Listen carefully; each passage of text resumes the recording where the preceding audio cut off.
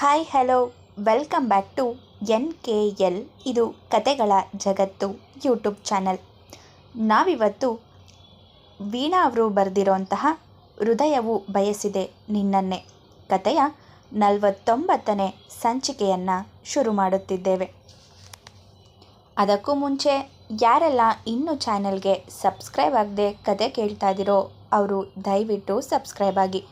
ಹಾಗೆ ಕತೆ ಇಷ್ಟ ಆಗ್ತಾ ಇದ್ದರೆ ಲೈಕ್ ಮಾಡಿ, ಕಮೆಂಟ್ ಮಾಡಿ ಹಾಗೂ ಶೇರ್ ಮಾಡಿ. ಈಗ ಶುರು ಮಾಡೋಣ. ಪುಟ್ಟ, ನಿನ್ನನ್ನು ಒಂದ್ಸಲ ನೋಡಬೇಕು ಪುಟ್ಟ. ನಿನ್ನ ಜೊತೆ ಮನಸ್ಸು ತುಂಬ ಮಾತಾಡಬೇಕು. ಪ್ಲೀಸ್ ಪುಟ್ಟ, ನಾನು ವಿಡಿಯೋ ಕಾಲ್ ಮಾಡಲಾ ಪ್ಲೀಸ್ ಎಂದು ದೈನ್ಯತೆಯಿಂದ ಬೇಡಿಕೊಂಡಳು ಇಚ್ಛಾ ಇಷ್ಟಾಳ ಬಳಿಯಲ್ಲಿ. ಹ್ಞೂ ಅಕ್ಕ, ನಾನು ಕೂಡ ನಿನ್ನ ಜೊತೆ ಮಾತಾಡಬೇಕು ಅಕ್ಕ, ನಿನಗೇನೋ ಹೇಳಬೇಕು ಎಂದವಳು ತಾನೇ ಮುಂದಾಗಿ ಕರೆ ಕಡಿತಗೊಳಿಸಿದಳು. ಇಚ್ಛಾಳಿಗೆ ಸೂಚನೆ ಕೊಟ್ಟು ಸ್ವಲ್ಪ ದೂರ ಹೋಗಿ ಇಷ್ಟ ಹೇಳಿದ ರೆಸಾರ್ಟ್ಗೆ ಫೋನ್ ಮಾಡಿ ತನ್ನ ಪರಿಚಯ ತಿಳಿಸಿ ಸಹಾಯ ಕೇಳಿದ. ಇಷ್ಟಾಳ ಪರಿಸ್ಥಿತಿಯನ್ನು ವಿವರಿಸಿ ಆದಷ್ಟು ಬೇಗ ಇಷ್ಟ ಇರೋ ಕಾಟೇಜ್ಗೆ ಹೋಗಿ ಯಾವುದಾದ್ರೂ ನೆಪ ಹೇಳಿ ಅವಳನ್ನು ಹೊರಗೆ ಬರೋ ಅಂತೆ ಮಾಡಿ. ನಾವು ಈಗಲೇ ಇಲ್ಲಿಂದ ಹೊರಡ್ತಾ ಇದ್ದೀವಿ. ನಾವು ಬರೋ ತನಕ ಅವಳಿಗೆ ಏನೂ ಆಗದಂತೆ ಸೇಫಾಗಿ ನೋಡ್ಕೊಳ್ಳೋದು ನಿಮ್ಮ ಜವಾಬ್ದಾರಿ ಮಿಸ್ಟರ್. ಏನಾದರೂ ಹೆಚ್ಚು ಕಡಿಮೆ ಆದರೆ ಯಾವ ಸ್ಟೇಟ್ ಅಂತಾನೂ ನೋಡದೆ ನನ್ನ ಡ್ಯೂಟಿ ಮಾಡ್ತೀನಿ, ನೆನಪಿರಲಿ ಎಂದು ಎಚ್ಚರಿಕೆ ಕೊಟ್ಟಿದ್ದ.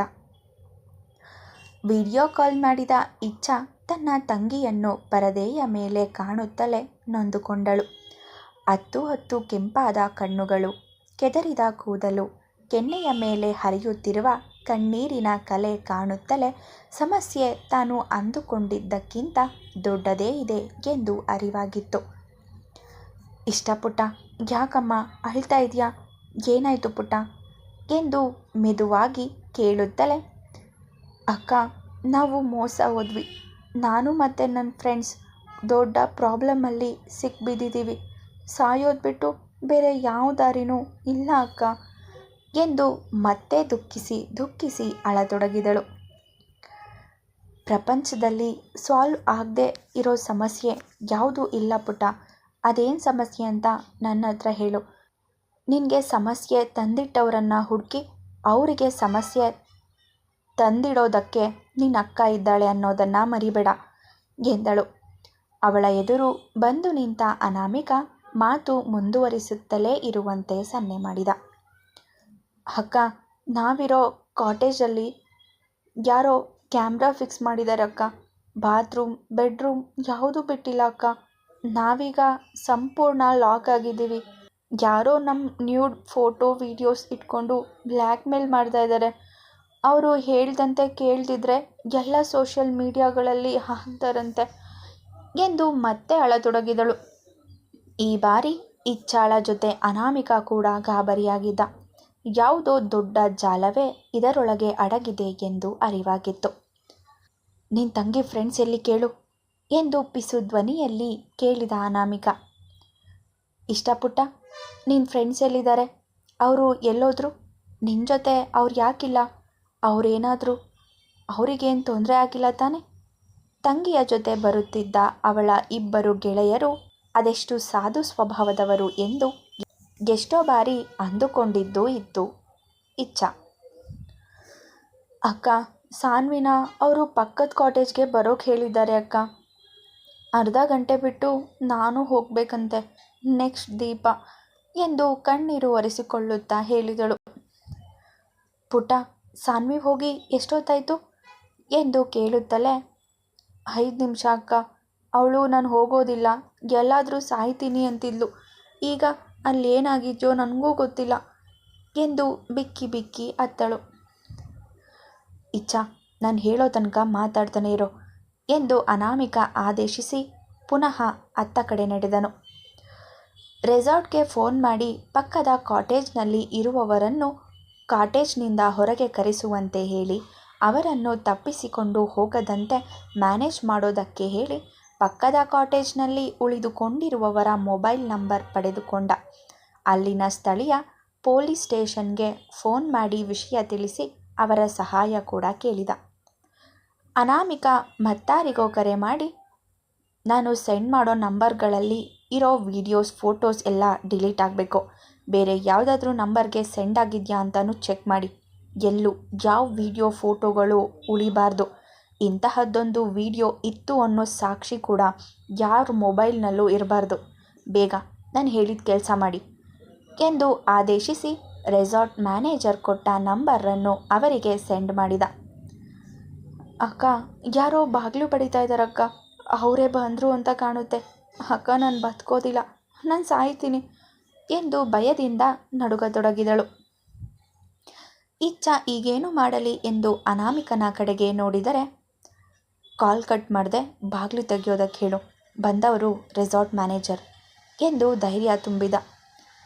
ಅವನು ಅಷ್ಟು ಹೇಳಿದರೂ ಅಲ್ಲಿರುವವರು ಬೇರೆ ಯಾರೋ ಆಗಿದ್ದರೆ ತನ್ನ ತಂಗಿಯ ಜೀವನದ ಬಗ್ಗೆ ಯೋಚನೆ ಮಾಡುತ್ತಿದ್ದವಳ ಎಚ್ಚರಿಸಿ ಪಿಸು ಧ್ವನಿಯಲ್ಲಿ, ಕಮಾನಿಚ್ಚ, ರೆಸಾರ್ಟ್ ಮ್ಯಾನೇಜರ್ ಅಲ್ಲದೆ ಬೇರೆ ಯಾರೇ ಬಂದರೂ ನಾನು ಹ್ಯಾಂಡಲ್ ಮಾಡ್ತೀನಿ ಎಂದು ಭರವಸೆ ತುಂಬಿದ ಮೇಲೆ, ಇಷ್ಟಪುಟ್ಟ ಬಾಗಿಲು ಓಪನ್ ಮಾಡು, ಅದು ಯಾರು ಬಂದಿದ್ದಾರೆ ಅಂತ ನೋಡು, ನಾನಿದ್ದೀನಿ ತಾನೆ, ನಿನಗೇನೂ ತೊಂದರೆ ಆಗೋದಿಲ್ಲ ಎಂದು ಮತ್ತೆ ಮತ್ತೆ ಹೇಳಿದ ಮೇಲೆ ನಡುಗುವ ಕಾಲುಗಳನ್ನು ಸಂಭಾಳಿಸುತ್ತಾ ಹೆಜ್ಜೆಯ ಮೇಲೆ ಹೆಜ್ಜೆ ಇಟ್ಟು ಬಾಗಿಲ ಬಳಿ ತಲುಪುವವಳಿಗೆ ಬಾಗಿಲು ತೆರೆಯಲು ಧೈರ್ಯ ಸಾಲುತ್ತಿಲ್ಲ.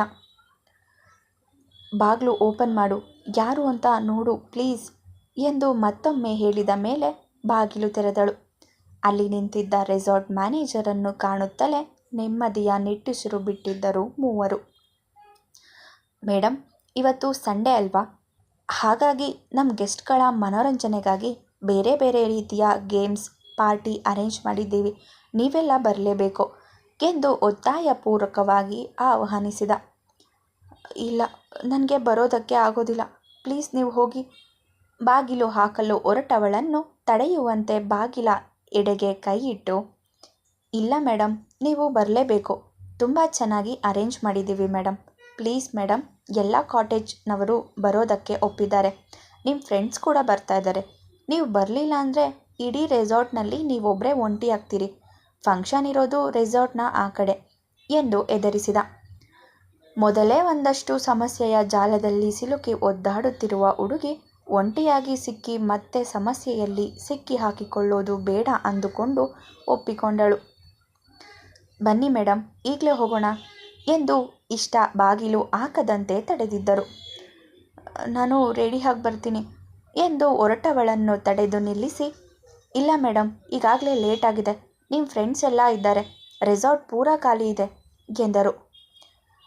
ಇಷ್ಟಪುಟ್ಟ, ನೀನು ಎಲ್ಲ ಮರೆತು ಎಂಜಾಯ್ ಮಾಡು, ನೀನು ವಾಪಸ್ ಬರೋ ಅಷ್ಟರಲ್ಲಿ ನಾನಲ್ಲಿರ್ತೀನಿ, ನಿನ್ನ ಕೂದಲು ಕೂಡ ಕೊಂಕದಂತೆ ಕಾಪಾಡೋದು ನನ್ನ ಜವಾಬ್ದಾರಿ ಪುಟ್ಟ, ಹೋಗಿ ನಿನ್ನ ಫ್ರೆಂಡ್ಸ್ ಜೊತೆ ಎಂಜಾಯ್ ಮಾಡು, ನಿನ್ನ ಫ್ರೆಂಡ್ಸ್ಗೂ ಧೈರ್ಯ ಹೇಳು, ಏನೂ ಆಗೋದಿಲ್ಲ, ಈಗ ಕಾಲ್ ಕಟ್ ಮಾಡಿ ಹೋಗು, ನಿನಗೆ ತೊಂದರೆ ಮಾಡಿದವರ ಹಣೆ ಬರಹ ನಾನು ಬರೀತೀನಿ. ಇಚ್ಛ ಅಷ್ಟು ಹೇಳಿದ ಮೇಲೆ ಅವಳಿಗೂ ಸಮಾಧಾನ ಆಗಿತ್ತು. ಮುಖ ಚೆನ್ನಾಗಿ ತೊಳ್ಕೊಂಡು ನೀಟಾಗಿ ಹೋಗು, ತುಂಬ ಲೇಟ್ ಮಾಡಬೇಡ. ಅಕ್ಕ ಹೇಳಿದಂತೆ ಕಾಲ್ ಕಟ್ ಮಾಡಿ ರೆಡಿಯಾಗಿ ಹೊರಟಳು ಇಷ್ಟ. ಈಗೇನು ಮಾಡೋದು ಅನಾಮಿಕಾ, ನನಗೇನೂ ತೋಚ್ತಾ ಇಲ್ಲ. ಇಷ್ಟನ ಹೇಗೋ ಕಾಪಾಡಿದ್ವಿ, ಆದರೆ ಅವಳ ಫ್ರೆಂಡ್ಸ್ ಕತೆ ಏನು? ಸಾನ್ವಿ ಆಗಲೇ ಹೋಗಿದ್ದಾಳೆ, ಅವಳಿಗೇನು ತೊಂದರೆ ಆಯಿತೋ ಏನೋ. ಆ ಫೋಟೋಸ್ ವಿಡಿಯೋಗಳು ಇದನ್ನೆಲ್ಲ ಹೇಗೆ ಡಿಲೀಟ್ ಮಾಡಿಸೋದು?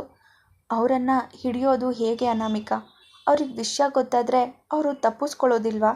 ಅವರು ತಪ್ಪಿಸ್ಕೊಂಡು ಹೋದರೆ ನನ್ನ ತಂಗಿ ಮತ್ತು ಅವಳ ಫ್ರೆಂಡ್ಸ್ನ ಹೇಗೆ ಕಾಪಾಡೋದು? ನನ್ನ ಇಷ್ಟನ ಕೇರಳಕ್ಕೆ ಕಳಿಸ್ದೇ ಇದ್ದಿದ್ರೆ ಈ ಸಮಸ್ಯೆಗಳೇ ಬರ್ತಿರಲಿಲ್ಲ ಎಂದು ನೊಂದುಕೊಂಡು ಮುಖ ಮುಚ್ಚಿ ಕುಳಿತಳು ಇಚ್ಛ. ಅವಳನ್ನು ತನ್ನ ಎದೆಗೆ ಒರಗಿಸಿಕೊಂಡ ಅನಾಮಿಕಾ, ಇಚ್ಛ, ನಾನಿದ್ದೀನಿ ನಿನ್ನ ಜೊತೆ ಅಂತ ಸುಮ್ಮನೆ ಹೇಳಲಿಲ್ಲ, ನಿನ್ನ ಪ್ರತಿ ಕಷ್ಟದಲ್ಲೂ ನಾನಿರ್ತೀನಿ ಅಂತ ಮೊನ್ನೆನೇ ಹೇಳಿದ್ದೇನೆ. ನನಗೆ ಯಾವತ್ತೂ ಕೊಟ್ಟ ಮಾತು ತಪ್ಪೋದಿಲ್ಲ. ನಿನ್ನ ತಂಗಿ ಸಮಸ್ಯೆ ಈಗಾಗಲೇ ಪರಿಹಾರ ಆಗಿದೆ ಅಂದ್ಕೋ, ನಿನ್ನ ತಂಗಿ ತಂಟೆಗೆ ಬಂದವರನ್ನು ವಿಚಾರಿಸ್ಕೊಳ್ಳೋದಷ್ಟೇ ನಿನ್ನ ಕೆಲಸ ಎಂದು ಸಮಾಧಾನಿಸಿದ. ಹಾಗಿದ್ರೆ ನೀನು ಯಾರು? ನನ್ನ ಸಮಸ್ಯೆಗಳಿಗೆ ನಿನ್ನ ಹತ್ರ ಹೇಗೆ ಪರಿಹಾರ ಇರುತ್ತೆ? ಇಷ್ಟ ಸಮಸ್ಯೆನ ಅದು ಹೇಗೆ ಇಲ್ಲಿಂದನೇ ಸಾಲ್ವ್ ಮಾಡಿದೆ? ಅಂದರೆ ನೀನು ಸಾಮಾನ್ಯ ವ್ಯಕ್ತಿ ಅಂತೂ ಅಲ್ಲ, ನೀನು ಯಾರು ಅನ್ನೋ ಗುರುತು ಇವತ್ತಾದರೂ ತೋರಿಸು ಎಂದು ಹೇಳುತ್ತಲೇ ಅವನು ತೊಟ್ಟಿದ್ದ ಮಾಸ್ಕ್ಗೆ ಕೈ ಹಾಕಿದಳು. ಮಾಸ್ಕ್ ಎಳೆಯದಂತೆ ಕೈ ಅಡ್ಡ ಗಟ್ಟಿಯಾಗಿ ಹಿಡಿದು, ನೋ ಇಚ್ಛಾ, ಇದು ಚೀಟಿಂಗ್. ಮೊನ್ನೆನೇ ನಾನು ನಿನಗೆ ಎಲ್ಲ ಹೇಳಿ ಆಗಿದೆ. ನಮ್ಮಿಬ್ಬರ ಮದುವೆ ದಿನದ ತನಕ ನಾನು ಯಾರು ಅನ್ನೋ ಸತ್ಯ ನಿನಗೆ ಗೊತ್ತಾಗೋದಿಲ್ಲ. ಆಮೇಲೆ ನಾನು ಯಾರು ಅಂತ ತಿಳಿಯುತ್ತೆ. ಅಲ್ಲಿ ತನಕ ಟಾಪ್ ಸೀಕ್ರೆಟ್ ಆಗಿಯೇ ಇರುತ್ತೆ. ಈಗ ಅದೆಲ್ಲ ಬಿಟ್ಟು ನಿನ್ನ ತಂಗಿ ಬಗ್ಗೆ ಗಮನ ಕೊಡು. ಅವಳ ಪ್ರಾಬ್ಲಮ್ ಅರ್ಧ ಮಾತ್ರ ಸಾಲ್ವ್ ಆಗಿದೆ. ನಾವು ಹೋಗೋದು ಲೇಟ್ ಆದರೆ ಇನ್ನೊಂದು ಅನಾಹುತ ಆಗುತ್ತೆ. ಆಗ ನನಗೂ ಕಾಪಾಡೋದಕ್ಕೆ ಕಷ್ಟ ಆಗ್ಬೋದು ಇಚ್ಛಾ ಎಂದು ಅನಾಮಿಕಾ ಎದುರಿಸುತ್ತಿದ್ದಂತೆ ಇಚ್ಛಾ ಅವನ ಮಾಸ್ಕ್ ಮೇಲಿದ್ದ ಕೈ ಹಿಂದೆ ತೆಗೆದುಕೊಂಡಳು. ಈಗ ನಾವು ಕೇರಳಕ್ಕೆ ಹೋಗೋದೇಗೆ? ಇಲ್ಲಿಂದ ತುಂಬ ದೂರ ಆಗುತ್ತೆ. ಅಲ್ಲಿವರೆಗೆ ನನ್ನ ತಂಗಿನ ಕಾಪಾಡೋದು ಹೇಗೆ ಎಂದು ಇಚ್ಛಾ ಕೇಳಿದರೆ, ಪ್ರೈವೇಟ್ ಜೆಟ್ನಲ್ಲಿ ಹೋಗೋಣ. ನನ್ನ ಫ್ರೆಂಡ್ಗೆ ಹೇಳಿದ್ದೀನಿ, ಅವನಿಗೆಲ್ಲ ವ್ಯವಸ್ಥೆ ಮಾಡಿರ್ತಾನೆ. ಈಗ ನಾವು ಅಲ್ಲಿಗೆ ಹೋಗೋಣ, ಬೇಗ ಬಾ ಎಂದು ಅವಳ ಬುಲೆಟ್ ಮೇಲೆ ತಾನೇ ಮುಂದಾಗಿ ಕುಳಿತು ಇಚ್ಛಾ ಕೂರುತ್ತಿದ್ದಂತೆ ಬುಲೆಟ್ ಮುಂದೋಗಿತ್ತು. ಮುಂದುವರಿಯುವುದು.